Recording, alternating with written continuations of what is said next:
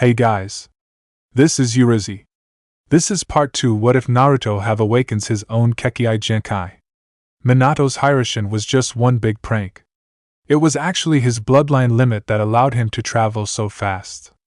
Watch what happens when Naruto unlocks it at an early age and becomes even faster, giving rise to the flash fire. Hit like and subscribe if you like this one, and also please check the author in the description. This part will cover chapters 10 to 12. Let's start.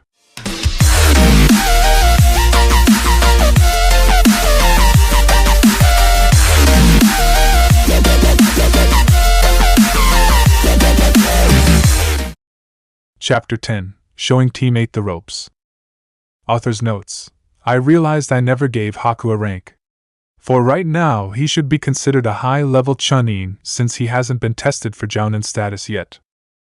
The week following Naruto's declaration of his claiming clan heir status had gone by rather quickly for him and his partner. After Naruto had run Haku to the ground in a fight that was no holds barred on Haku's part, figuring out just what the boy could do, he decided that if they were going to be teammates, then he had to get the ice user's speed closer to what his was. Naruto's plan for that had two main parts to it. The first was to have him use gravity weights to increase his general speed over time. The second part was for him to become able to use his mirrors for a lot longer and modify it to cover longer distances than just the dome that the original jutsu made. Only problem was that the jutsu took up a ton of Haku's chakra reserves.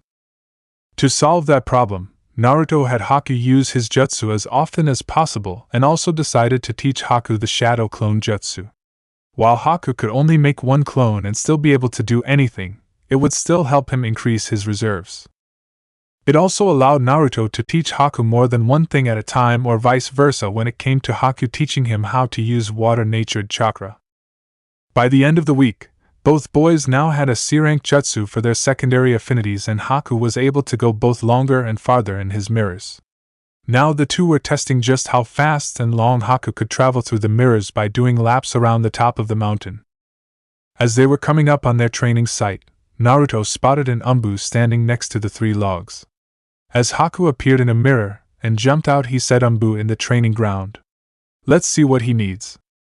Haku nodded and the two shifted their course to land in front of the Umbu. Once they landed, the Umbu spoke short and to the point. "Uzumaki-san, the Hokage wishes to speak to you and your partner." As soon as Naruto nodded, the Umbu disappeared in a sunshine. Naruto glanced over at Haku, who simply sighed before the blonde disappeared, with Haku vanishing as well an instant later. Scene change, Hokage's office. Sarutobi looked up from the book he had been reading while his shadow clone worked on paperwork as he sensed the two boys appearing in his office. Haku shook his head as he usually did, but didn't say anything since Naruto had told him that he was going to have to get used to those speeds if they were going to be partners. He was getting better at it, but it still disoriented him a little. "You wanted to see us, old man?" Naruto asked, ignoring the double at the desk with ease that came from working with clones for so long. The original Hokage nodded and said, "I did," before closing his book after putting a bookmark in, and stood up from his couch to walk over to the desk where the clone handed him a scroll. Walking back to Naruto and handing him the scroll, he said, "I just assigned Team 8 their first C rank. It's just a standard bandit raid for a village 2 days out, but due to what happened on Team 7's mission, I've decided that whenever possible I should have someone of at least Chunin rank to accompany rookie Genin teams when they go on C-rank missions.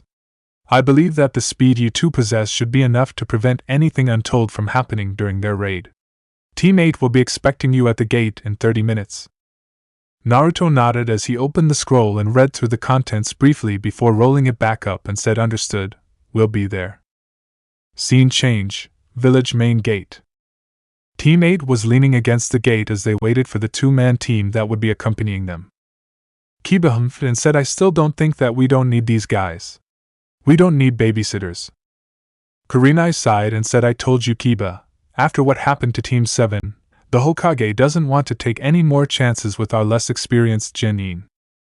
Kiba frowned and said, "So they ran into a little bit of trouble. So what? Doesn't mean that we will." Hinata and Kurenai both frowned before Shino said, "Even if that is true, it is better to be prepared in case things do go wrong. Which, considering our mission, is more likely than other possible C ranks we could have been assigned. I'd listen to your teammate if I were you, Inuzuka. You never know when things could spiral out of control. Team 8 glanced over to where the voice came from and saw Naruto with someone they had never seen before walking towards them. Hinata instantly saddened, thinking that Naruto had found someone else besides her. As Naruto and Haku joined them, Naruto nodded to Kurenai and said, "Kurenai, it's good to be working with you again." "Likewise, Uzumaki," Kurenai said with a small smile. She then glanced over at Haku, and Naruto followed her gaze before saying, "Oh, where are my manners? Allow me to introduce Haku Momochi, my partner. Haku, this is Kurenai Yuhi, the Hidden Leaf's resident Genjutsu mistress, and her team, Hinata Hyuga, Shino Abirame, and Kiba Inuzuka." Shino and Hinata gave nods when introduced, which Haku returned. Kiba, of course, decided to try and flirt with Haku in his unrefined way. Walking over to Haku, he said, "Hey there, want to get something to eat after the mission?" Naruto shook his head and said, "Inuzuka, you do realize that Haku is a boy, right?" Kiba's eyes widened as Haku chuckled. Kiba opened his mouth to say something, but only sputtering came out. Hinata let out a small sigh of relief, which Shino caught but didn't comment on. Kurenai meanwhile was frowning and said, "Momochi, you wouldn't be related to Zabuza Momochi, would you?" Haku shook his head and said, "Not by blood. But I was his apprentice before he requested Naruto-san and Kakashi-san to take me back to the Leaf when they finished their mission in Wave. He requested that I take his last name when I joined the Leaf." Kurenai nodded and said, "I see. Well, now that introductions are over with, I believe we should be going." Naruto and Haku nodded, and Naruto said agreed. Turning to the genin, he said, "Don't worry, Inuzuka, you won't even notice we're there once the fighting starts unless you guys get in trouble." Kiba glared at the perceived insult, but the other two simply nodded before Kurenai took off into the trees with the others right after her. Scene change. Next day, en route to Client Village. Kurenai was once again in the lead position as her team followed with Naruto and Haku on either side and a little behind the genin as they traveled in a standard V formation with Kiba and Akamaru at the point, and Shino and Hinata behind him. As he landed on a branch and shot off, Naruto sent out a light chakra pulse like he usually did when traveling at slower speeds and noticed Hinata's Byakugan active again. Naruto shook his head and thought, she's been activating that thing near constantly now. She's lucky I've been limiting how strong my pulses are, or I would have blinded her the first time she did. Naruto waited until both he and Hinata were once again in the air and said, "Something the matter, Hinata?" Hinata flinched before looking over her shoulder at the blonde and said, "No, what makes you think something's the matter?" "Because you keep on using your Byakugan." "So what's wrong?" Naruto asked. "And nothing, I just don't want to be caught by surprise in case we run into an ambush," Hinata said with a small blush growing on her face. Kurenai meanwhile had a small smile while Kiba was frowning. Naruto rose an eyebrow and said, "If you say so. Although I'm pretty sure that we don't have to worry about that just yet. Tell you what, turn off your Byakugan for a minute and I'll do a full scan on the area we're in." "No, he's not completely oblivious like Kanon, he's just giving her a way out." Hinata slowly nodded and turned off her Byakugan as she looked back forward as Naruto gathered his chakra for a moment before sending it out in a visible pulse that would travel further than a normal chakra pulse. After a minute of letting the pulse turn into a steady field and doing a thorough scan of the area, Naruto let the chakra dissipate into the air and said, "All clear, nothing in 100-yard circle except for some forest animals." Hinata nodded without looking back and thought, "Now what do I do?" 5 minutes later, Hinata had finally gathered enough courage to say, Naruto? HM? What is it, Hinata?" Naruto asked as he focused on the girl again. "WL, I wanted to say thank you for the advice you gave me back at graduation. It really helped." Naruto smiled and said, "Don't mention it, Hinata. And my offer from then still stands as well. You ever need any help with anything, just come to me and I'll help any way I can." Hinata nodded, as well as a small blush made its way across her face. Luckily for Hinata, Naruto was behind her and didn't see it. Scene change. Forest just outside of Client Village. The meeting with the village's mayor had gone fairly smoothly. He had told the shinobi that the bandit raids had always come from the east. Unfortunately, the bandits would sometimes kidnap some of the women, so there was the possibility of there being a hostage situation, which made Naruto a bit nervous. In the past, whenever Naruto did a bandit raid, it was over nearly before it began, since Naruto would use his bloodline to take all of the bandits out at once, not giving them a chance to even recognize they were under attack, which meant they couldn't try and play the hostage game with the blonde. But this wasn't Naruto's mission to complete, it was the genin of teammates. He, Haku, and even Kurenai were simply there to supervise and step in if things got too far out of control. And unfortunately, those three were doing this sort of thing the first time. Naruto glanced at the three who were studying tracks from the most recent bandit raid and figuring out where they needed to go. From what he could tell, they were doing a good job figuring out how many bandits there were and how many people were taken. He just hoped they would do just as well when under pressure. Haku stepped over to his side and said they seem to know what they are doing. Naruto smirked and said they're a tracking team. I would sure hope they could find traces of a bunch of bandits passing through. Haku nodded and said I would hope so too. Haku then noticed that Naruto's gaze was more on Hinata than the other two. Is there something going on between you and Hinata-san? Naruto blinked before turning to Haku and said, what gives you that idea? Haku rose an eyebrow and said, you seem to get along with her better than the other two genin. Naruto snorted and said, that's not very hard. She was the only one to actually treat me like a human being when I was undercover to draw out that damn traitor Mizuki. Don't get me wrong, Abirame over there never picked on me or anything, but he was still indifferent. I see, Haku said as he glanced back towards the genin who began walking with Kurenai falling in behind them. As the two boys fell in as well, he said, so there is nothing between you whatsoever? Naruto took a quick glance at his partner before looking forward and said, not that I'm aware of. I mean, I know she has a crush on me, but truth be told, I don't know if I'd ever like her that way.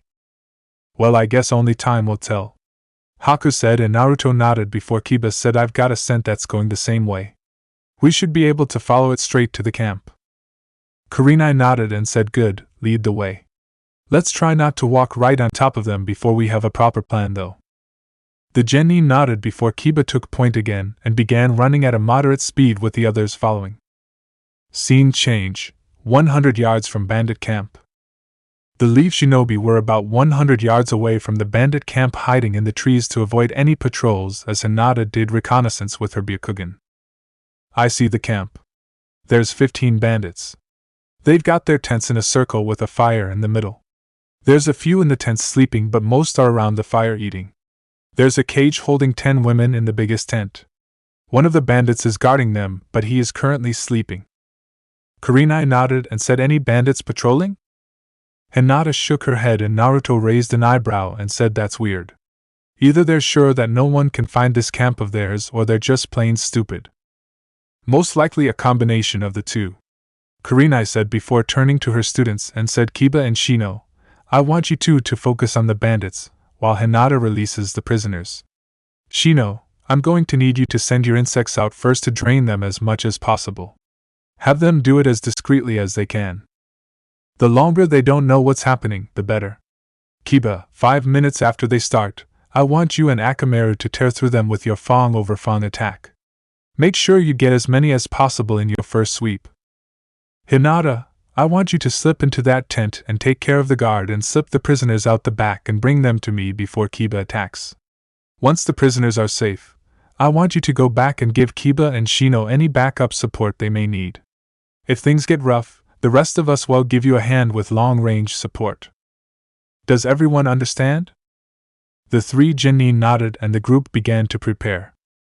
Time skipped 10 minutes later.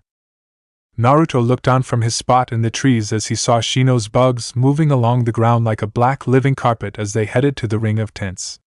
Once the insects reached the tents, they began spreading out, with some slipping into the tents themselves to feed off of the sleeping bandits.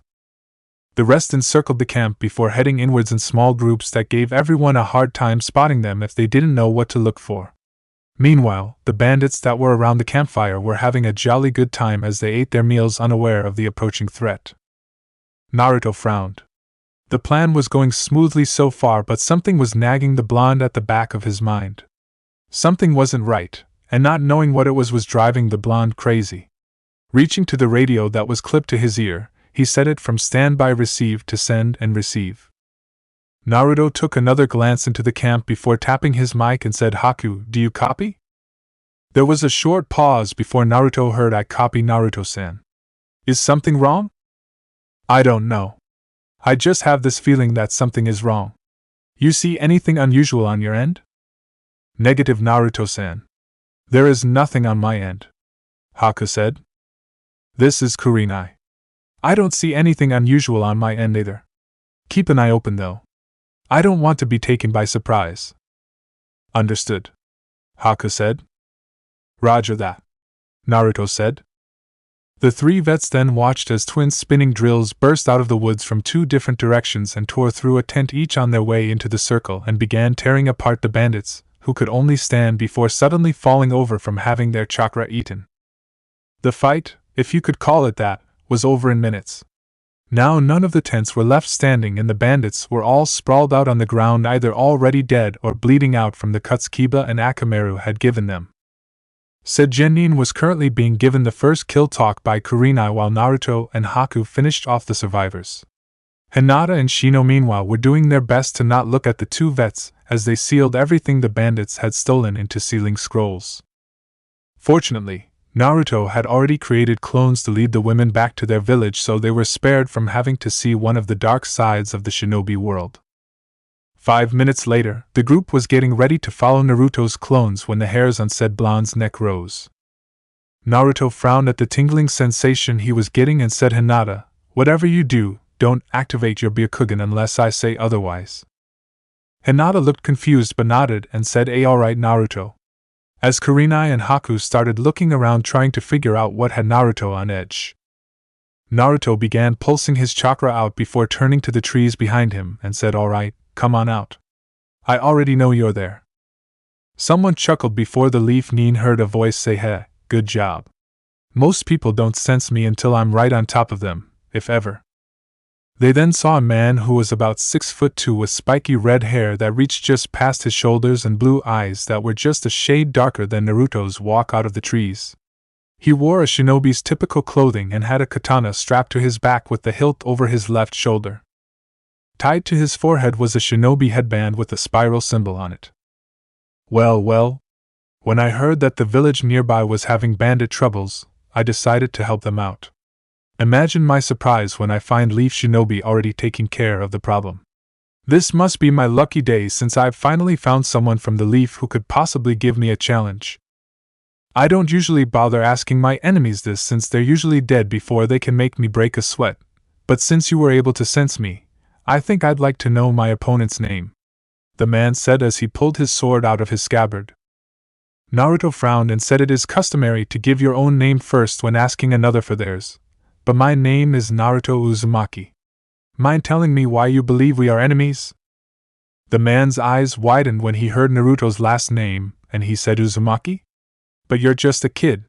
Still, that means there must have been other survivors." The man then narrowed his eyes and said, "Oh, where are my manners? You want to know my name? My name is Kuroda Uzumaki, elite jounin of the hidden Whirlpool village. You know, it's kind of ironic. I had been looking for survivors for so long, but when I finally find someone whose parents were survivors, they end up under the banner of the enemy." Naruto's eyes widened as well and he said, "You're an Uzumaki as well? But I thought everyone but my mother was killed when the Hidden Stone attacked them in the last war." "Wait a minute, what do you mean under the banner of the enemy? The Hidden Leaf and Whirlpool villages were allies." Kuroda scowled and said, "Allies? Ha! Don't make me laugh. The Hidden Leaf wasn't our ally, it betrayed us. When we were attacked by the stone, they only sent 2 genin teams too. How the hell could 2 teams comprised mainly of genin of all things make a difference? They couldn't, we were obviously not worth the Leaf sending any real help. They were the only ones close enough to reach you in time." Naruto shouted at the man while everyone else was doing their best to figure out what was happening. "Man, what's going on between these two? I mean, aren't they related?" Kiba asked while the others simply shook their heads showing their own confusion. "Oh, and how would you know that? You weren't there. You weren't even born yet," Kuroda shouted right back at the blonde. Naruto narrowed his eyes and said, because I've read the reports of not only my father but also my mother's. And they clearly said that the leaf was sending backup, but it didn't reach the village in time. The Hidden Leaf Village sent 3 platoons to the whirlpool once they received the message for help. 3 platoons that could have been used elsewhere at the time. My mother had joined them since she wanted to help defend her homeland. But when they got there, all that was left were ruins. The 2 leaf teams that had been sent were severely injured and were found hiding in an abandoned dock warehouse with about 20 survivors who were even more injured. The medics that the platoons had with them did all they could, but none of the survivors made it during the journey back to the leaf. We did everything we could. Yeah, well, it obviously wasn't good enough, was it? Kuroda growled out before saying, I should have known someone born in that village would side with it. But I cannot believe that Kushina would side with them over her homeland. Seeing Naruto's eyes widen again, Kuroda chuckled and said, yeah, I know who your parents were. Not very hard, seeing as how Kushina was the only Uzumaki in the Leaf Village at the time. And you look more like that Namikaze fellow that had been at the village at the time than an Uzumaki. What was his name again? Oh yeah, Minato. Minato Namikaze. Kurenai's eyes widened when she heard that, but a quick glance from Naruto kept her from saying anything. Focusing back on Kuroda again, he said, my mother chose to stay in the Leaf because we were allies.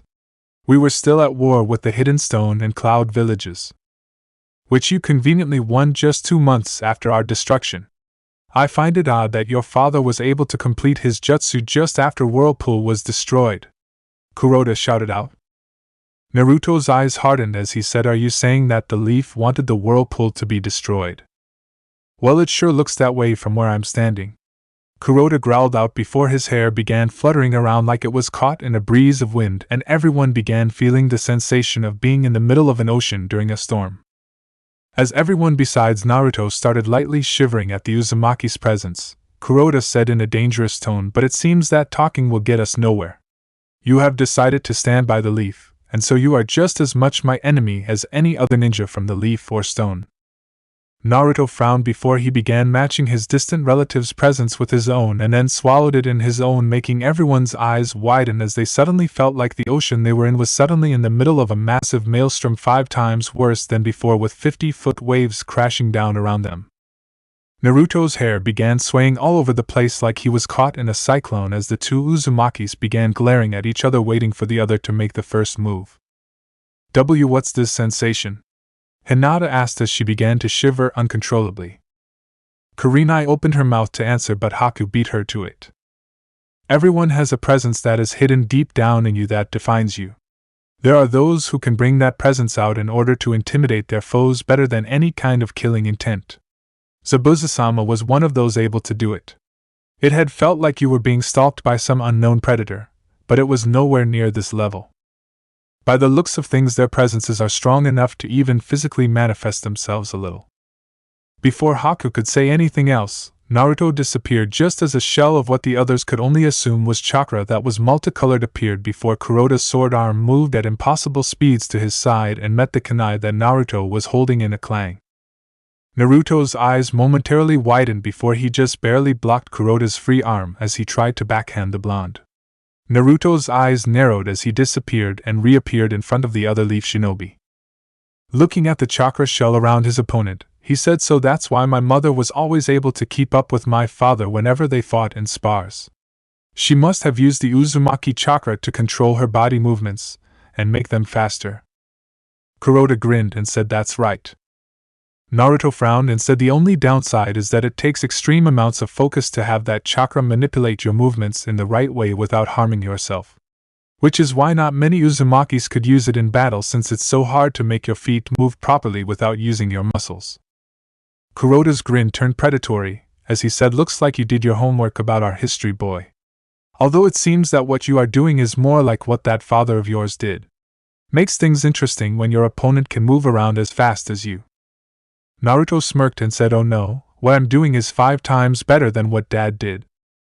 Right after he said that, a blue shell of chakra surrounded Naruto before 5 clones appeared around him, and the 6 blondes disappeared. Kuroda's arm once again moved faster than the others could see, and 5 smoke clouds appeared before Naruto reappeared up against a tree that he was thrown against with a chain made out of the multicolored chakra wrapped around his arm and leading back to Kuroda's free arm. Naruto! Hinata shouted out and was about to rush towards the 2 Uzumakis before Kurenai grabbed her and said, "No, don't. You'll only get in the way." Hinata struggled before Haku said in a calm voice, "She's right, Hinata-san. This kind of fight requires speed that you do not have." Right as he said that, mirrors made out of ice began appearing all over the area surrounding the 2 fighters in a large dome that appeared to be completely solid with no gaps. Immediately after they appeared, the temperature inside the dome and around it instantly began dropping to the point where everyone could see their breath. The rest of the Leaf Shinobi outside along with Kuroda stared in surprise as Haku walked into the back of the mirror in front of him before suddenly reappearing in another mirror right by Naruto, who was shaking his head as he stood up and broke the chains around his arm with a burst of his own chakra. "Are you alright, Naruto-san?" Haku asked as he stepped out of the mirror. "Yeah, he just caught me off guard with those chains of his. I was under the impression that it was something only my mother could do among the Uzumakis of her time." Kuroda smirked from his spot where he hadn't moved from at all and said, "You would have been right about that 5 years ago, but I figured out how to do it as well, although it wasn't easy. Your mother was truly a genius when it came to using our bloodline." "Good to know," Haku said before he stepped back into his mirror, and his image appeared in all of the others as well. Kuroda rose an eyebrow as he looked around and said, "Well, that's new." The images all rose their throwing arms over their chests revealing braces of Saban needle and said, "You seem able to handle multiple opponents quite well, but I wonder if you will be able to handle this as easily." As soon as Haku finished speaking, the dome was filled with Saban needles heading towards the redhead. But to both boys' amazement, Kuroda's chakra shell seemed to expand a little as the redhead moved at speeds that turned his body into one big blur even to Naruto's eyes. Once the barrage of needles was over, Naruto and Haku's eyes widened as they saw Kuroda standing with a grin holding a bunch of Saban needles in his hands, with the rest being held in the air in groups by chakra strings that were connected to various points on his body. Well now, that was interesting. If I was anyone else, I would have been a pincushion for sure. But it seems like a waste to use all those needles and not be able to use them again. Why don't I return them to you? Naruto's eyes widened as all the needles pointed themselves at him before launching themselves towards him at speeds that would give even him trouble to avoid even if he had anywhere to move. Just as the first needles reached him, Haku's hand shot out of the nearest mirror and pulled him through it. As the 2 boys appeared on the opposite side of the mirror, they heard the needles impacting the inside of the dome. Naruto sighed as he pulled out a needle from his arm that had managed to get him before Haku pulled him through the mirror, and said, "Let's not do that again." Haku nodded before they heard Hidden Sword Art, Sword Blitz Jutsu. The dome began shuddering as the Kenjutsu user began bombarding the inside with numerous blades of chakra. 10 seconds later the blast died down and Haku frowned as he concentrated on repairing the damage the attack had done to the mirrors. Naruto frowned as well as Kuroda shouted out to them. "So you put chakra into the mirrors to keep them in existence, and repair them. Very clever, but it must be a real drain on your reserves. I can simply wait until you run dry and then finish you off." Naruto glanced over at Haku and said, "How long can you keep those up?" Haku glanced at the mirrors before turning back to Naruto and said, "With that many, about another 10 minutes. Less if he attacks them again. After that I'll be pretty much useless." Naruto nodded before looking at the mirror and cocked his head in thought. After a minute, his eyes lit up and he said, "You can manipulate those mirrors so that you can use the water in them for jutsu, right?" "Yes, but if I take any of the water out they will be weaker against his attacks and require more chakra to repair," Haku said, wondering where his partner was going with this. "What if we surrounded him in water and froze him in it?" Haku shook his head and said it could be done, but it would take too long to freeze him. By the time he was surrounded he could simply blast the water away with his chakra before I could lower the temperature enough to fully encase him. Naruto frowned before his eyes lit up again and said, "What if I added my wind-natured chakra into the mix? Would that speed things up? Or could we at least make the dome so cold that it freezes him to death?" Haku's eyes narrowed in thought before he nodded and said that could work. We would only get one chance at this though. Naruto nodded and put his hand on the closest mirror, and said then we better make this count. Haku nodded again and placed his hand next to Naruto's. The two then closed their eyes in concentration as they began pumping elemental chakra into the dome. As Naruto pushed more wind-natured chakra into the dome, the temperature of the dome itself began dropping dangerously low. The boys only had the chakra running through their arms, moving the cold air away from them to keep them safe from frostbite. On the other side of the dome, Team 8 was shivering as the temperature near the dome kept dropping. Man, it's freezing out here. What the hell are they doing in there? Kiba asked as Akamaru jumped into his coat to stay warm. They're not in the D-dome. Hinata said, stuttering more from the cold than from insecurities, and lifted the hood on her coat as she saw what was happening with her Byakugan. And Naruto and Haku are on the other side of the dome, and are pushing some kind of chakra into it. It's making the temperature around us drop. I can already see frost completely covering the ground inside. It's not just inside. There's some on the ground around the outside as well, Shino said as he pointed at the ring of frost that was steadily growing towards the leaf shinobi. Everyone back up. I don't know what those two are planning, but I don't want us caught in it, Kurenai said. The three genin all nodded and all four began backing away from the dome. On the inside, Kuroda was trying to use his chakra to insulate his body but was still shivering as well. The entire ground around him was covered in frost, and the dome was nearly completely filled with the freezing mist. As the mist continued to fill the dome, Kuroda raised his sword into position and swung it while calling out hidden sword art, sword blitz jutsu. The blades of chakra launched themselves from his sword and slammed into the dome. But to his surprise, the dome repaired itself even faster than before. He then heard his distant relative's voice drift in from outside of the dome. That's not going to work, Kuroda.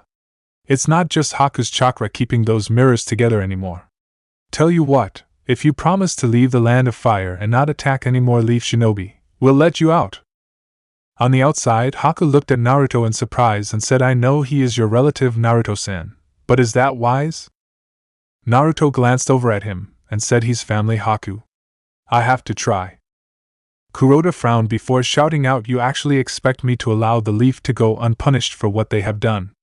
You are either naive or a fool. Naruto sighed before saying, all right, I gave you a chance, but if that's how you want it, then I guess we have no choice. Right after Naruto stopped speaking, the mist began closing in on Kuroda and began freezing on his body. As Kuroda began to try and break the ice off, the mirrors began rippling before water shot out and hit him from all angles, freezing over as soon as the water made contact with his body while the mirrors began shrinking. As the mirrors completely disappeared, everyone was able to see Kuroda again, who was standing in the middle of a gem-shaped pillar of ice. Hinata gasped as Kiba said, holy? Under his breath, unable to even finish his sentence as he stared at what had happened to the redhead. Naruto slowly walked towards the ice formation and stared into his relative's eyes before placing his hand on the ice. As Naruto gathered wind chakra into his hand, he said, I'm sorry. The ice and figure in it was instantly turned into powder as Naruto's wind-natured chakra tore through it, leaving no evidence that a human had ever been in that spot. Not even Kuroda's sword or headband survived. Hinata gasped again before all three genin turned their heads from the sight of the powder falling to the ground with their eyes closed. Kurenai turned her eyes away as Naruto closed his own in sadness. Haku stepped over to the blonde and put his hand on his partner's shoulder and asked, are you going to be alright? Naruto nodded before saying, let's head back to the village. Haku nodded and the two jumped into the trees with Team 8 following. That night, the leaf shinobi were sitting around the fire as Team 8 and Haku were eating their dinner while Naruto was staring into the fire with his plate of food remaining untouched. As Hinata glanced over at the blonde, Haku gave her a light nudge. When Hinata turned to the ice user, he gestured over to Naruto and said, why don't we go talk to him, Hinata-san? But I don't know what to say, Hinata said. Haku gave a gentle smile and said, so don't say anything. Just show that you're there for him. Before Hinata could say anything to that, Haku stood up and began walking around the fire. Hinata quickly stood up and followed as Haku sat down on one side and Hinata took Naruto's other side with a small blush. Kurenai gave a small smile while Kiba frowned. He was about to stand as well when Shino put his hand onto his shoulder. Kiba shot him a look, but Shino simply shook his head, causing the canine-like boy to simply humph and go back to his meal. "Are you alright, Naruto-san?" Haku asked as he settled himself. Naruto took in a deep breath before exhaling in a sigh and said, "Tell me, Haku, were you alright after you killed your father when he killed your mother, and then tried to do the same to you after he discovered your bloodline?" Hinata's and the rest of Team 8's eyes widened when they heard this, while Haku was silent for a moment. "Not at first," Haku admitted before continuing. "But eventually the pain lessened with time. And when I met Zabuza-sama, it lessened to the point that I could put it behind me. You are lucky, Naruto-san. You already have others who care for you that can help you through this." "Yeah," Naruto said as he continued to study the flickering flames of the fire. "I just wish he didn't have to die like that. I've lived my entire life without my family. And then the hour that I finally met someone that I shared a blood relation with, I had to kill him for the sake of the village. The world of the shinobi can be a cruel place. But if you have your friends around you, you can survive it," Haku said. Naruto nodded and said, "Yeah. Thanks, Haku, you too, Hinata, for being here." Haku smiled while Hinata simply nodded. Scene change, Hokage's office. Kurenai, Naruto, and Haku were standing in front of the Hokage as the two jounin finished giving their reports. After they were finished, Sarutobi leaned forward and said, "So there was an Uzumaki survivor in the area. I must admit I had thought your mother was the only survivor, Naruto. It is unfortunate that this Kuroda figure felt the way he did about the leaf. We could have used his skills as well as his help in rebuilding your clan. How are you handling it?" Naruto looked down for a moment before saying, "As well as can be expected, sir. Having Haku around helped." Sarutobi nodded and said, "That's good to hear. Very well, if there's nothing else, then you're dismissed." Naruto and Haku nodded, but as they were turning to leave the office, Kurenai said, "Actually, sir, there is something I need to ask you." When Naruto and Kuroda were talking, he said he knew who Naruto's parents were. He gave the name of Naruto's father, and I was wondering if you could confirm it. Naruto and Sarutobi frowned as Sarutobi looked at Naruto silently asking, and Naruto nodded his head, causing Sarutobi to sigh and begin massaging his forehead. Looking back to Kurenai, he nodded and said, "I'm afraid he was telling the truth." Kurenai's eyes widened and she looked over to Naruto and said, "Then that means that Naruto is..." "Kurenai!" Sarutobi said in a sharp tone, stopping the junior jounin short, as Sarutobi continued, "The information about Naruto's full heritage is classified at the highest level." Haku stepped forward and said, "I'm sorry, sir, but why would information about who Naruto's father was be classified so heavily?" "Because Naruto's father made a lot of enemies before he died. More so than his mother and anyone else who fought in the last war combined. If they were to receive word that he had a child that was alive, then they would stop at nothing to see Naruto dead. It could even start the Fourth Shinobi War." Haku's eyes widened as she glanced at Naruto, who shrugged and said, "You've seen how effective my bloodline is against multiple opponents. My dad took full advantage of that as soon as he figured out a way to get over the tunnel vision that occurs when we use it. Although we don't think the stone or cloud would try anything if they did find out about me due to the fear of what I could do on the battlefield, we still don't want to take that chance." Sarutobi nodded before turning to Kurenai again and said, "Have your genin made the connection?" Kurenai shook her head and said, "Not that I'm aware of. Should I go ahead and tell them?" Sarutobi shook his head and said, "No, there is no need for that. I will inform their parents to make sure they don't talk about it openly.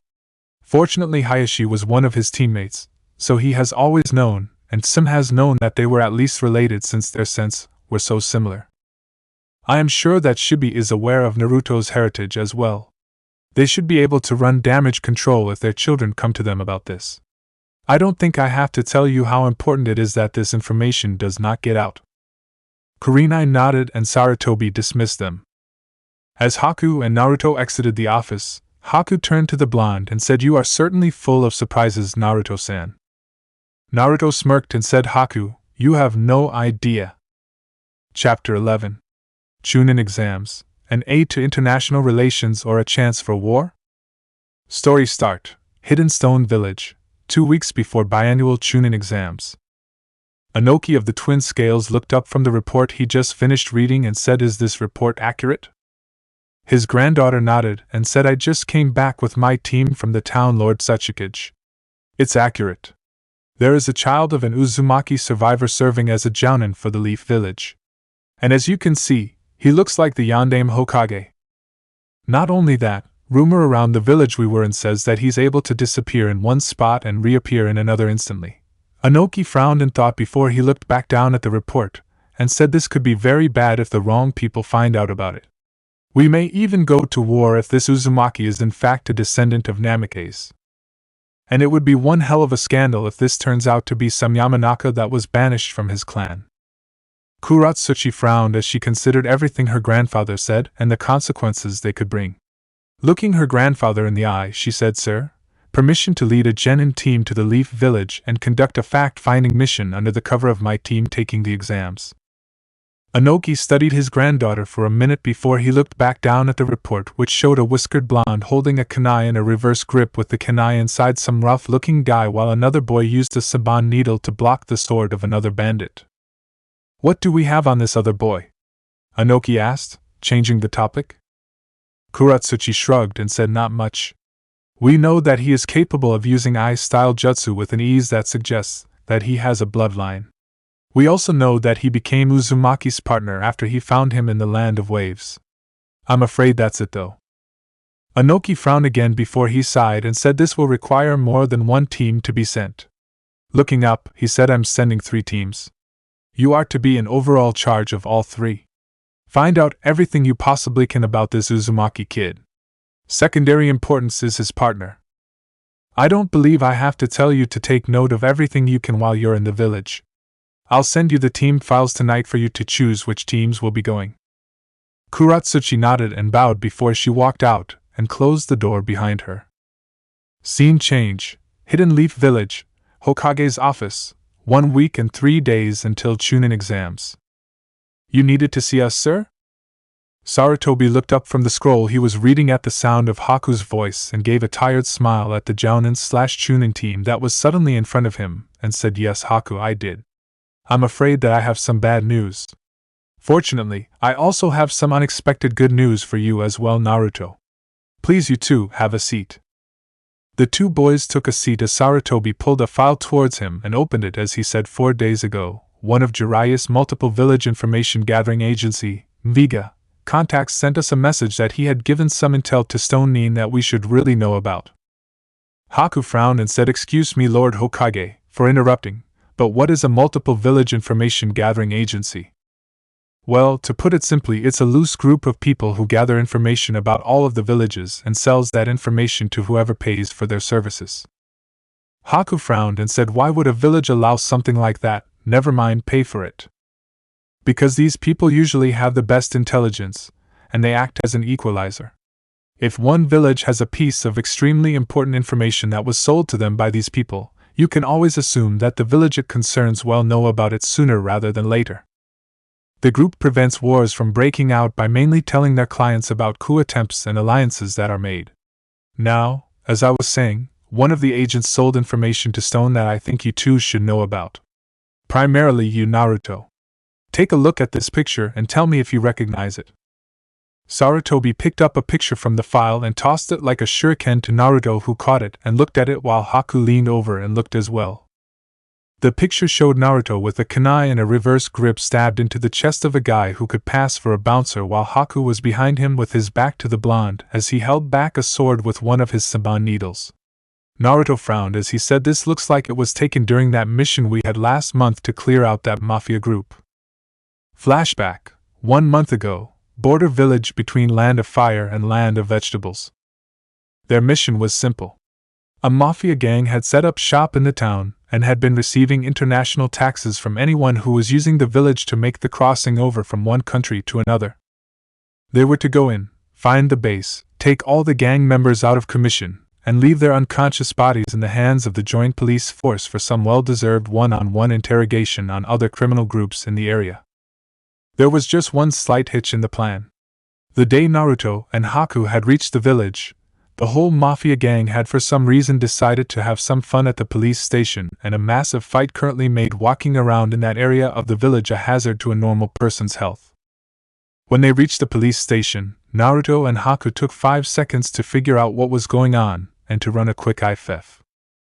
After that, the fight turned into true organized chaos as Naruto slipped into the slipstream and began knocking people out by putting burns over the parts of the body that were the most sensitive to pain, or just chopping the back of their necks, while Haku made a bunch of ice saman needles and began putting everyone in range in death-like states as he began wading his way towards the police officers. The fight was pretty much over the minute the two-leaf shinobi showed up. But as Haku blocked an overhead slash from a sword-wielding thug with a saban needle, Naruto saw one of his victims regain consciousness and narrow his eyes at Haku before he sprung up to his feet with the switchblade flicking open.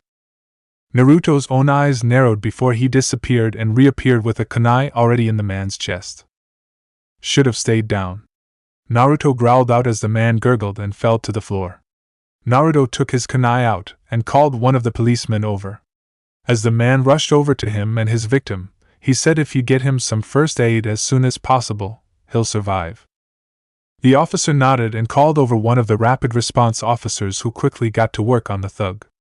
Naruto turned around and looked back to where Haku had been and saw his opponent currently on the ground whimpering while he held one of his more fragile body parts while Haku stood over him.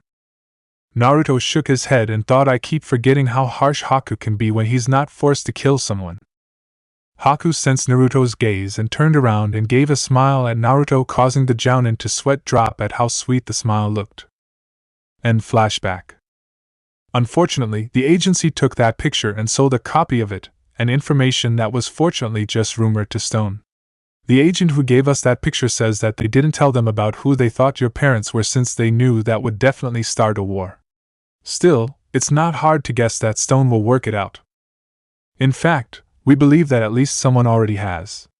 I've just received a message from the Tsuchikage. For the first time since the Chunin exams first came into existence, Stone is sending teams to the Hidden Leaf Village for the exams. 3 of them, in fact. Naruto frowned and said, isn't there some treaty or something that prevents them from coming? Sarutobi shook his head and said there was never actually anything legal preventing enemy villages from coming to one another's exams. It was just simply one of those things that villages don't do because of the relationship they have with each other. Stone is simply taking advantage of that fact in an effort to get information. Most likely so that they can either confirm or dismiss their theory on who Naruto's father is. Naruto's frown grew as he said, in that case, me and Haku should probably take a long-term mission and stay out of the village until the exams are over. Sorry, old man, but it looks like you'll have to find someone else to proctor the 3rd exam. Actually, Naruto, I still want you to proctor the exam. If we try to hide you and Haku until the exams are over, that just shows Stone how much we want to keep you out of their sights, and they would be all that more determined to find out the truth. No, as much as I don't want to, we have to act like we don't know why Stone is suddenly sending teams to the exams. Naruto sighed before he looked up and said you had some good news, old man? Sarutobi nodded as he allowed a smile to form on his face and pressed the button on his intercom. Leaning in slightly towards it, he said, Mrs. Reynes, could you please send our guests back in? His secretary's voice came through the speaker in its gentle tone. At once, Lord Hokage. Fair warning, sir, one of them has been getting restless out here. Thank you, Sarutobi said before a moment later the door to his office opened and the 2 boys in front of him turned around in their seats to see the new arrivals. As soon as they did, Naruto stiffened in shock. There were 4 of them, obviously a genin team and their jounin sensei. 2 girls, 1 boy, and their female teacher. Each of them had some kind of bladed weapon on them, even if a couple of them seemed strange to the 2 boys.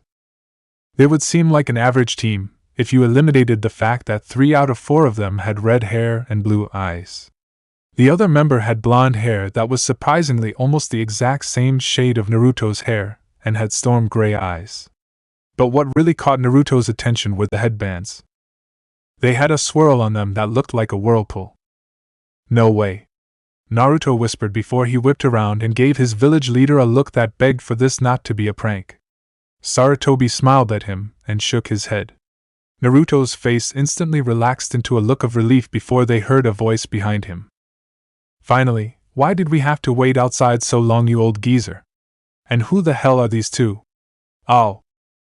Naruto turned back around and saw the boy clutching his head while the blonde held a fist over his head, showing that she was the one to discipline her teammate. The other females on the team were chuckling at the boy's misfortune. Rico. Show the village leader the proper respect. Oh, Rachel, what the hell? The boy, now identified as Rico, asked the blonde-haired girl. Rachel? That's an odd name. Haku and Naruto thought almost simultaneously. It's your own fault, you know. If you just talked to everyone with the respect they deserve, you wouldn't be constantly having a headache all the time. Rico turned to his red-haired teammate and said, Shut it, Reina. Just because you're older than me by 6 minutes doesn't mean you can criticize me all the time. Reina's cheeks puffed out, and she looked like she was just about ready to really rip into her younger brother when the oldest redhead cut in. Alright, you two, no more fighting in front of the Hokage. You can continue this once we're back at our hotel. She got a muttered yes, Tsunami-sensei, before she turned back to the Hokage and said, My apologies, Lord Hokage. If I may ask, who are these young men? Sarutobi chuckled as he waved the apology away and said, Apology accepted, Tsunami.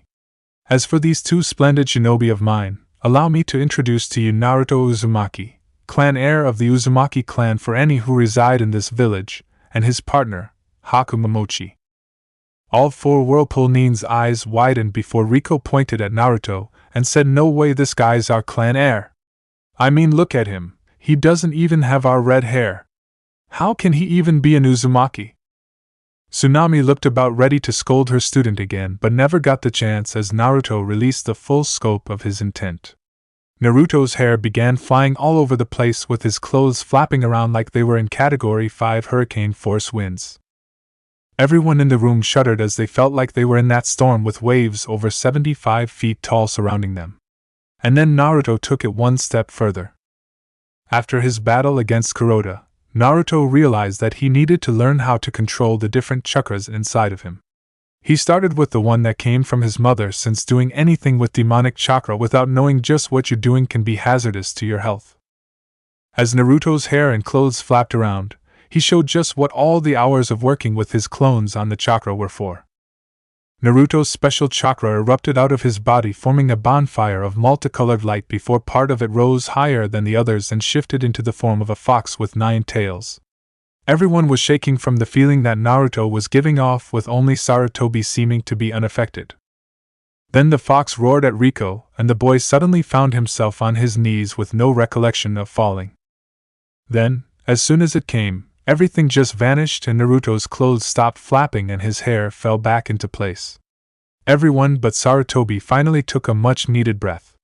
As they did so, Naruto found the Whirlpool Nin's reactions to his little display were quite interesting.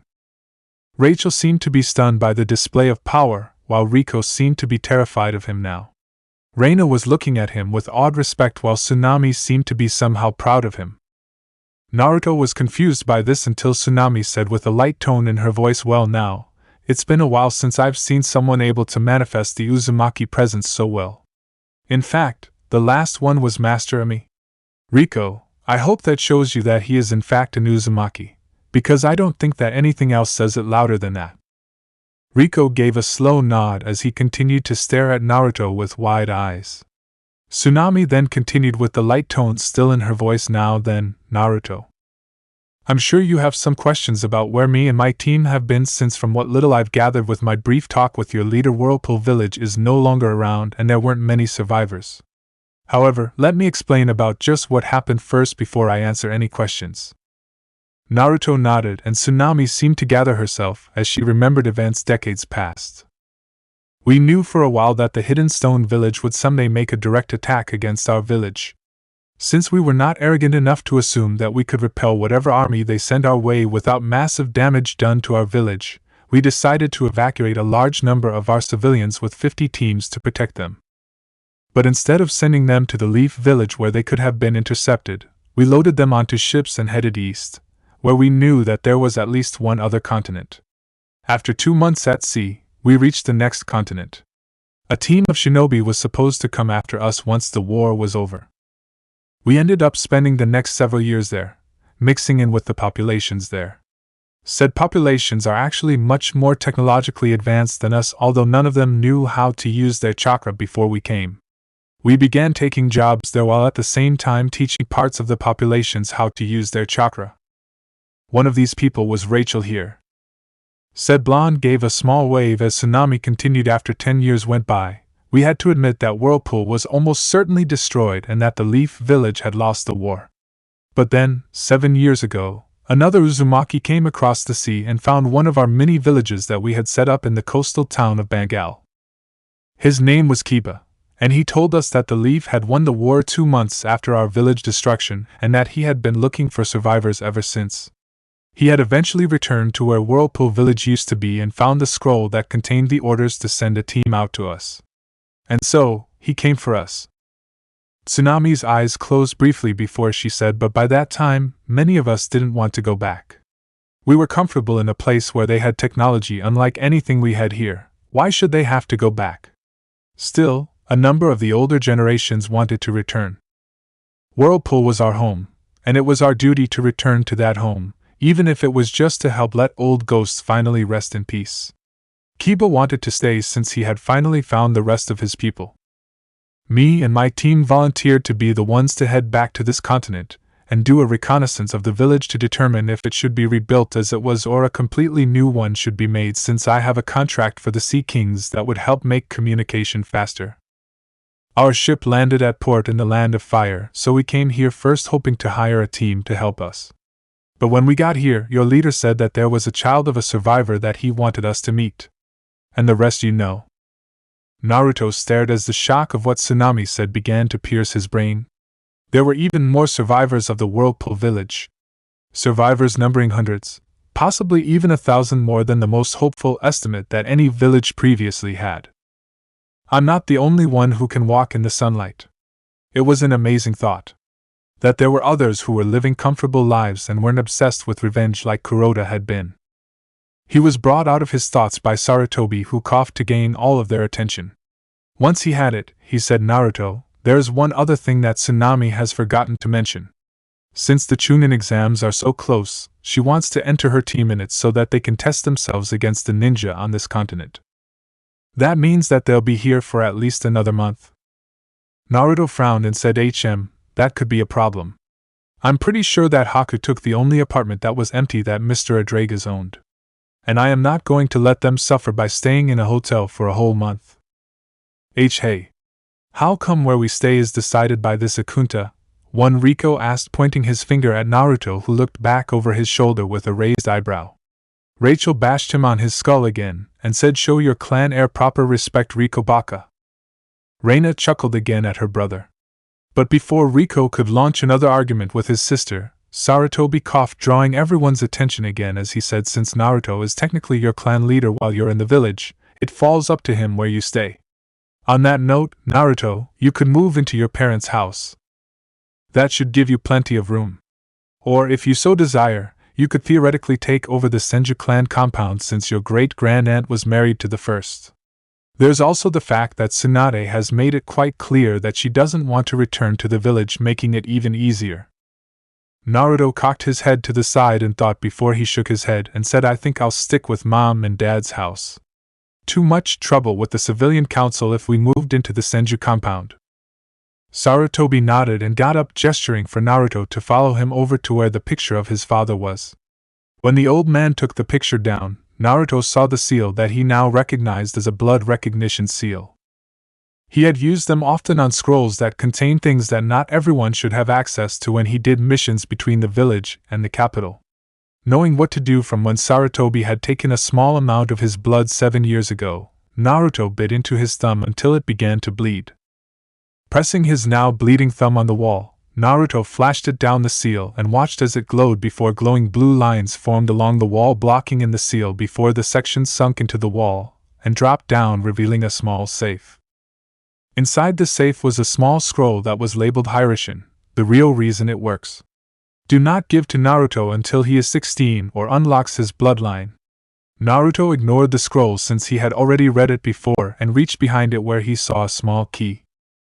Naruto took out the key and noticed a stylized whirlpool on the side of the key that he could see.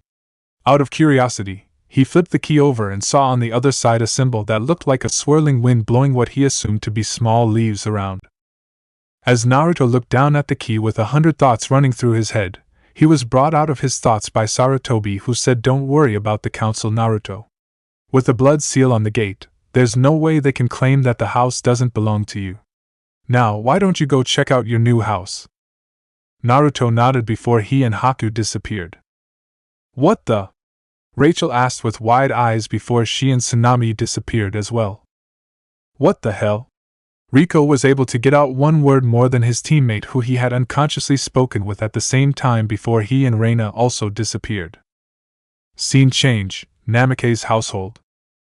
Naruto and Haku reappeared next to a 3-story house that was surrounded by a 7-foot iron rod fence. The house was roughly 5 miles north by northeast of the Kekkei Tower and was surrounded by a thin, but thick ring of small trees that ensured privacy. Knowing that both of his parents were far ahead of others when it came to seals, Naruto was willing to bet that each and every one of those trees had some kind of seal that would alert the owner of the house if there was someone in them, if not a seal that would make the intruder very sorry indeed to be in one. Naruto shot a quick look at the house that really seemed normal besides its size before he disappeared and reappeared with Tsunami and Rachel. He disappeared again and reappeared a third time with Rico and Reina. The rest of Rachel's quiet shout had been rudely cut off as she and the others tried to get over the sensation of their surroundings suddenly changing with no warning whatsoever. As the four shook their heads, Haku said, "Don't worry, you'll get used to it eventually." Rico didn't seem to be listening as he took one look around and brought his hand up into the release sign and shouted, "Release." When nothing happened besides Rico's chakra flaring, Naruto smirked and said, "You finished yet?" Rico scowled at the blonde, who paid absolutely no attention to that fact as he walked up to the gate, which had the same 2 symbols as the key did. The wind design was on the left gate, while the right held the whirlpool design. The middle of the gate had a lock with a slot where the key was obviously supposed to go, and another blood recognition seal surrounding it. Naruto rebit his thumb and swiped the once again bleeding appendage across the seal, which glowed blue before disappearing. Naruto then inserted the key and turned it, unlocking the gate. Pushing the now unlocked gate open, Naruto walked in quickly and closed the gate behind the others after they had followed him. Turning back around, Naruto retook his position in front of the group and headed towards the house. Besides the massive training area under the house that had seals to change the environment into anything Naruto or the others wanted, the house was fairly normal. The second and third floors were full of bedrooms with 2 bathrooms on each floor, leading Naruto to believe that this was supposed to be for a growing clan or even for any Uzumaki survivors, while the first floor had 2 bathrooms as well as a large dining room, a good-sized family room, and an impressive kitchen. They'd have to get a new refrigerator though. All of the food inside had been left to rot, leaving one big blob of what looked like toxic sludge that smelled like something had been locked in the fridge and left to die for a good decade. Naruto made a few clones who had the unenviable job of dragging the biohazard out to the backyard, where the clones roasted it with a combination wind and fire jutsu. After that was done, Naruto and Haku took off to their apartments to inform Mr. Adragas that they had to move out due to Naruto's new circumstances before they went to buy a new refrigerator. The Whirlpool team meanwhile began to unseal their belongings in their new rooms. Scene change, 1 week until exams. Naruto's training ground 1225. Naruto and Haku were currently back-to-back in the forest of the Hokage monument, with Haku holding one of his Senbon needles while Naruto held a kunai in their respective left hands. Scattered around them were kunai and shuriken. All of a sudden, a small figure rushed Naruto with a training bow staff spinning in their hands. When the figure reached him, Naruto deflected the staff with the flat of his kunai blade and then shoved his other hand out, sending a massively underpowered seal-less great breakthrough into his opponent's torso, sending the figure skidding. He jerked his hand to the side and shot another blast of wind out as another figure tried to get him from his right side with a pair of training tonfa. Both figures slid along the ground before a tree stopped their skids. Naruto shook his head at the first figure and said, "Come on, Konohamaru. If you're going to make Chunin 6 months after you graduate, you're going to have to be able to come up with better strategies than just rushing your opponent when kunai and shuriken don't work. You as well, London." Don't be reckless. Use your strengths to help you and your opponent's weaknesses to bring them down. But boss, what if they don't have a weakness that you can actually use? Konohamaru asked. Naruto smirked and said, hope you never have to actually fight that person, Konohamaru. But if you ever do have to fight a person like that on a mission, then if possible retreat. If not, the world could always use a little more bang for its buck. A well-placed short-fuse explosion tag can kill almost anyone if you play your cards right. But even if you don't kill them, you can be sure that the explosion will make things difficult for that person. Just don't try that on an S-ranked Nin or a Kage because those kind of guys always seem to have a way of avoiding them even if the fuse is 1 second long. The two nodded before all three heard an oof. Looking over his shoulder at Haku showed Moegi holding her stomach from where Haku had lightly punched her. On the ground next to her was her training ninjato. You should have listened to Naruto more, Moegi. I know that the sword is more direct than a staff or tonfa, but that doesn't mean that you have to rush a person head-on with one. Try to find a flow in your movements and attack without putting everything in one swing. Yes, Haku-sensei, Moegi said as she grabbed her sword and quickly got back up. The three kids looked ready for round 2, but Naruto held up his free hand signaling a stop before he and Haku turned to a tree, and Haku said, how long do you plan on hiding, San-nin? The 3 academy students looked confused before a red-head boy stepped out from behind the tree and looked at them coldly. Konohamaru and his friends looked stunned that a person had been hiding so close from them, and yet they hadn't seen neither hide nor hair of the guy until Haku called him out. Said Ice User just looked at the redhead with his neutral smile on.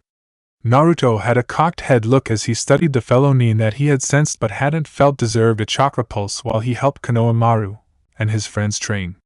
But now that the boy was actually in his sight, he was beginning to question that thought. The boy had eyes of a killer. And not just those of one who did it because they had to. No, these eyes said that this boy killed so often he no longer even gave the act more than a second's worth of recognition for said act. That kind of person was dangerous. And in Naruto's book, the earlier the age those eyes make an appearance, the more unhinged the person tended to be. None of that showed on Naruto's face though, as he cocked his head further to the side and said, judging by your age, I'd say either you're here with your team due to a mission and are just looking around, or you're going to be in the Chunin exams a week from today. Either way, that doesn't explain why you seem to have so much interest in me and my partner giving the next generation extra training. Why are you here, San-nin? The redhead stared into Naruto's eyes for a moment before he said, you're just like me. Naruto snorted and said, I highly doubt that. Unlike you, my troubled little friend, I don't have the eyes of a killer unless I'm actually planning to kill my opponent, which I might add is usually only when I'm taking down bandits who threaten nearby towns. You, on the other hand, just scream killer. I can even smell the blood that's in that gourd of yours. So what, pray tell, makes you and I the same? The other boy just stared at Naruto for a moment, not blinking. The next moment, a truly ungodly amount of killer intent that Naruto never had the displeasure of feeling before fell upon the clearing, causing Konohamaru and his friends to instantly drop on their knees and throw up, while Haku began to shake a little at the intent. Naruto was quite sure the reason that his partner wasn't on his knees was because he had experience dealing with other intents from his time with him and Zabuza. Naruto meanwhile kept his eye locked with the kid, unfazed a bit by the intent. He somehow knew that this was a demon's killer intent, and now knew just what the kid was talking about. Naruto let the intent wash over him for 10 seconds before he let loose with his Uzumaki chakra, covering the entire field and negating the Ki by sending a modified sense through the chakra using a small amount of his own presence. For everyone else, they went from feeling like there was a viscous monster in front of them that was planning to completely destroy them to a slightly rough ocean with a strong wind blowing. A very big improvement in this case. The redhead meanwhile just kept his stare for a few more moments before he said, you will prove my existence. Until then, I can wait. He then disappeared in a whirlwind of sand. As the 3 academy students shakily got to their knees, Haku said, that boy, he has completely killed his heart, hasn't he? Naruto nodded and said, not a pretty sight, was he? Turning to Konohamaru and his friends, he said, training's over for today, guys. I need to tell the old man that we have a foreign Jinchuriki in the village. Pick up your tools and then take the rest of the day off. The three nodded, knowing how serious this was since Naruto had informed them of his Jinchuriki status, and everything it implied when he taught them about all of the different kind of seals that were out there. Naruto and Haku then disappeared, leaving the three to their own devices once they cleaned up the ritual circle they had made with how many kunai and shuriken the three had thrown. Scene change, 1 hour later. An hour later found Naruto, Haku, and the head of the INT department, and his second-in-command standing in front of their village leader, with said leader massaging his temples. Sarutobi had been rubbing his forehead for a good half hour as he processed everything Naruto told him, and what it could mean for the village. Naruto knew that had taken the first 10 minutes. The last 20 had been about what to do with that information. On his right, Ibiki and Enko were going through the same process since they would have this kid in their exams. Even though he didn't show it, Naruto had been thinking the same thing. The only difference was that he could actually physically stop Gaara before he tried to start something, while the other two would have to act quickly once Gaara started to do something. Finally, Sarutobi sighed and said, "I hate to say this, but we can't just deny this Sannin entry simply for the fact that he's revealed himself to be a Jinchuriki. That would raise a stink worse than one of my old students' abandoned labs.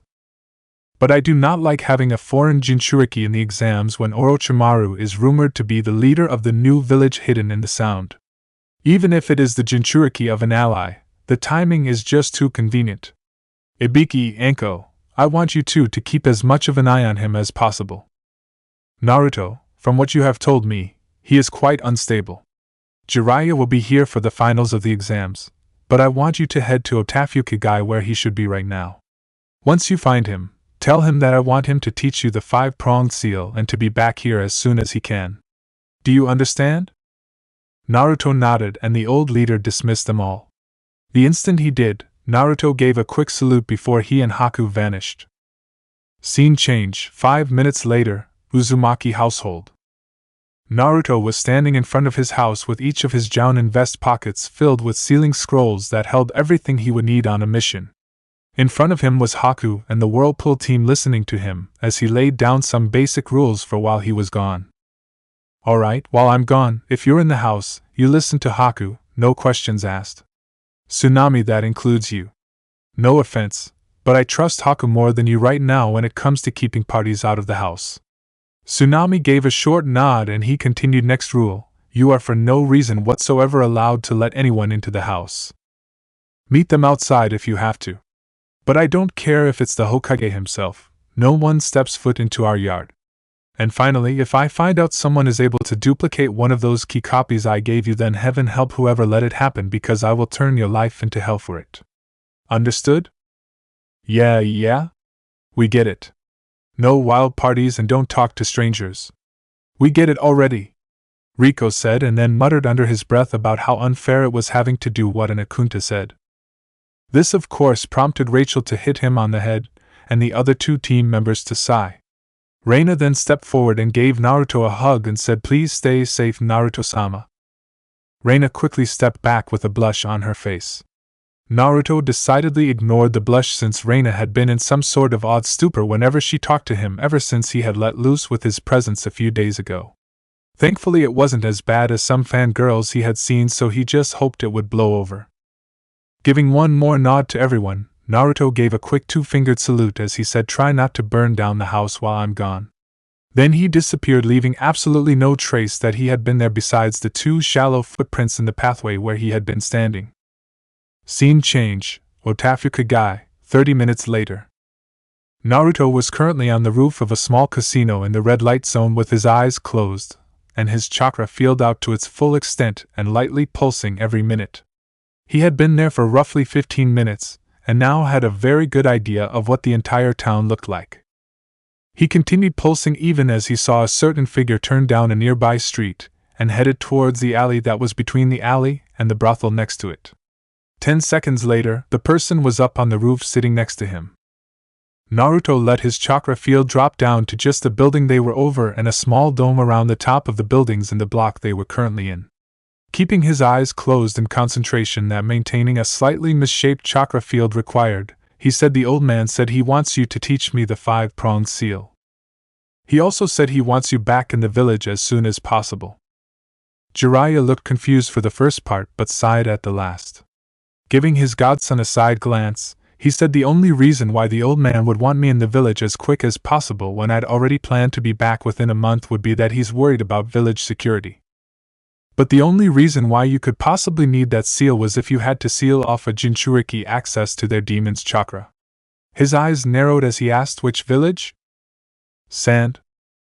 Jiraiya sighed again and said, "Oh, this is going to be a right pain in the ass, I can tell. Alright kid, let's go. I can't show you that seal just anywhere you know." Naruto nodded and the two disappeared. Scene change, Sarutobi's office, 10:30. Sarutobi and his clone's head snapped up from his paperwork, as he felt two presences enter his office without seeming to use either door or window. Seeing the two newcomers, he rose an eyebrow and said that was fast. "I wasn't expecting either of you to be back until tomorrow at least." Jiraiya shrugged as he said, "Kid got it in only a few hours. And I just had a few more things to discuss with one of my contacts. Now what's this I hear about a foreign Jinchuriki in our village?" That's it for part 2. Thank you for watching and see you in the next one.